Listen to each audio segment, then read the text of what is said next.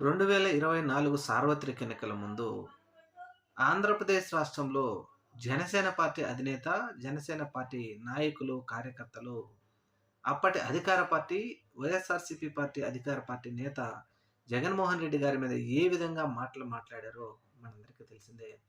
అనేక సంఘటనల మీద జగన్మోహన్ రెడ్డి గారి మీద దుమ్మెత్తి పోస్తూ, సుగాలి ప్రీతి విషయాన్ని ఎగ్జాంపుల్‌గా చెప్తూ, ఎన్నికలకు 2 రోజుల ముందు కూడా సుగాలి ప్రీతి గారి గురించి చర్చించారు పవన్ కళ్యాణ్ గారు.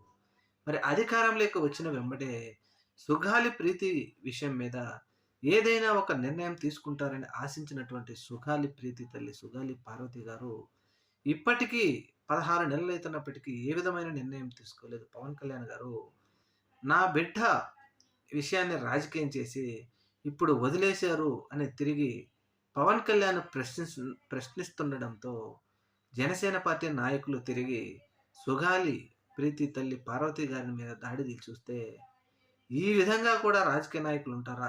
అసలు వీళ్ళు రాజకీయ నాయకులా? ఇది జనసేన పార్టీ ముఖ చిత్రం అంటూ దుమ్మెత్తి పోస్తా ఉన్నారు జనసేన పార్టీ నాయకులని. అసలు ముఖ్యంగా సుగాలి ప్రీతి తల్లిని నువ్వు అసలు గిరిజన మహిళవే కాదు, నీకు ప్రభుత్వం నుంచి వచ్చిన సహాయం మొత్తం రిటర్న్ ఇచ్చేయండి అని జనసేన నాయకులు అడుగుతున్నారంటే, ఇంత దౌర్భాగ్యమైన పరిస్థితి వీళ్ళ నాయకులని ప్రజలు దుమ్మెత్తి పోస్తా ఉన్నారు జనసేన పార్టీ నాయకులని, కూటమి నాయకులని.